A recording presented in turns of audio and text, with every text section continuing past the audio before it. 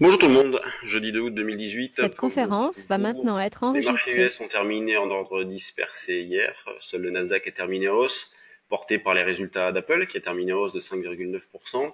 Donc le Nasdaq a terminé la séance en hausse de 0,46, le SP500 proche de l'équilibre, mais en petite baisse de 0,10, et le Dow Jones en baisse de 0,30%. Ce matin, l'Asie a souffert, avec le Nikkei qui a notamment perdu 1%, un petit peu plus même. Ce matin, ce qui fait que ce matin, le CAC a ouvert avec un gap à la baisse. On est actuellement à 5469 points. Donc petit retour sur la séance d'hier et conformément au scénario que l'on déroulait depuis un petit moment, on estimait un potentiel de hausse épuisé, mais un objectif, la zone des 5550. Alors quand on fait 5530 hier, moi je suis ravi. Voilà, on a un double top qui est parfait, ce qui permet de sortir des achats. Moi j'ai quasiment tout soldé sur ces niveaux-là, même j'ai tout soldé sur ces niveaux-là. C'est sûr que ce matin on ouvre à 5470, bah, c'est très agréable, ce qui permet d'acheter sur repli. Donc sur les niveaux de prix actuels, c'est possible. Donc on a une zone importante à 5460, 65 qu'il faudrait pas trop casser. Donc en intraday, faudrait qu'on tienne sur ce niveau-là pour que le marché conserve des probabilités de rebond intéressantes. Si on vient passer en dessous, elle diminuerait d'une manière assez importante. Donc on continue à travailler avec un biais haussier. C'est sûr qu'au vu de l'ouverture, il y a de quoi se poser quelques questions sur la suite. Mais le biais reste haussier. On est actuellement sur un niveau d'achat sur le CAC, on est actuellement sur un niveau d'achat sur le DAX aussi, puisqu'on est sur un petit support. Donc la baisse est davantage marquée sur le DAX que sur le CAC d'ailleurs, puisque le futur DAX est actuellement en baisse de 1,20, alors que le CAC baisse de 0,50%. Donc il y a toujours un manque de visibilité qui reste fort sur les principaux indices. Sur l'eurodoll, eh bien, il est parti à la baisse. Donc suite à la Fed hier soir, le retracement s'est accéléré. On continue à travailler vendeur, donc c'est sûr que là, quand on est à 1,1626, ça nous permet de racheter des positions, notamment sur le trade du jour. On avait vendu, alors moyennement bien, à 1,1693, eh bien on va pouvoir se racheter là. Vous voyez, j'avais mis une petite alerte à 1,1623, c'est le niveau pile poil sur lequel nous sommes placés. Sur rebond, on peut essayer de vendre vers 1,1670-75 pour commencer. Sinon, 1,1690-95, ce sont les deux résistances les plus proches, avec comme support proche un 16,25, donc 20,25 maintenant, un 15,90, et dans une optique un petit peu plus long terme, on peut toujours viser la zone des 1,15,30. Quand on regarde du côté des actions, alors on a eu pas mal de résultats, notamment ceux de la Société Générale, qui m'intéressaient tout particulièrement, puisque j'avais monté un petit tunnel haussier, donc achat de call, vente de put, j'avais sorti les ventes de put dans cette zone-là, je sais plus quand exactement, je crois que c'était par ici, c'est avant-hier. Et là, j'avais l'école. Alors, les chiffres sont plutôt bons sur la Société Générale, donc tout est supérieur aux attentes. Chiffre d'affaires supérieur aux attentes, résultat net aussi.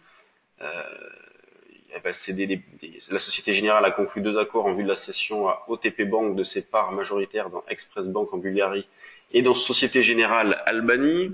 Et la Société Générale perd 1,12%, comme quoi c'est toujours compliqué à appréhender, c'est les résultats, donc baisse sur la Société Générale, ce qui veut dire que les résultats ont été anticipés. On a eu le même comportement sur la BNP hier qui a ouvert en petite hausse et tout de suite elle est revenue en arrière, et pourtant les chiffres étaient bons. Vous voyez, donc la BNP a terminé quasiment proche de son niveau de la veille, de clôture de la veille, donc les résultats sur les bancaires ont été largement anticipés, ce qui fait que quand ils sortent, eh bien, il ne se passe pas grand-chose. Sinon, concernant le reste des valeurs, on a Sodexo qui perd 2,12% gap à la baisse, on a AXA qui prend 0,8. Sinon, pour tout le reste, énormément d'arbitrage, grande régularité sur les valeurs du CAC, donc il y a véritablement pas de changement sur le fond. Quand on regarde du côté des mid et small, on lance les screeners, qu'est-ce que l'on retrouve Amundi, Carmat gap à la hausse ce matin, il y a dû y avoir une news d'ailleurs.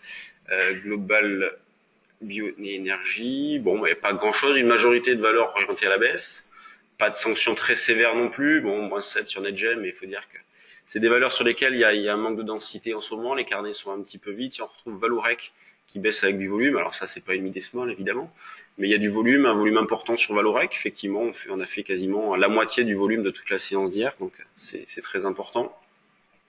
Donc activité pas très importante sur les valeurs secondaires, beaucoup de régularité sur les valeurs du CAC, le volume, on est à 246 millions à 9h26, c'est pas beaucoup du tout. Alors c'est minable.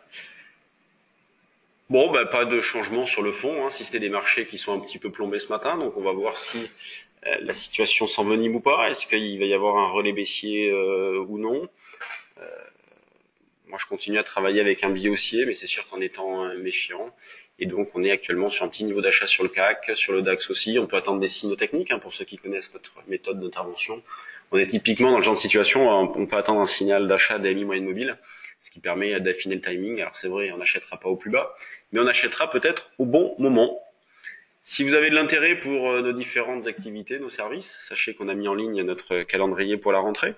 Donc avec tout un tas de formations, donc si bien d'initiation, donc formations qui s'adressent à des personnes qui débutent, jusqu'à des formations poussées comme formation option qu'on fera à Paris les 27 et 28, formation future aussi, et puis des stages en ligne aussi, notamment sur les actions, l'initiation en novembre. Voilà, vous avez tout ça, je vous le laisse un petit moment, et sinon vous le retrouvez sur notre site internet, donc à la rubrique formation et toutes les dates. Sur ce, je vous souhaite une bonne séance et je vous dis à demain.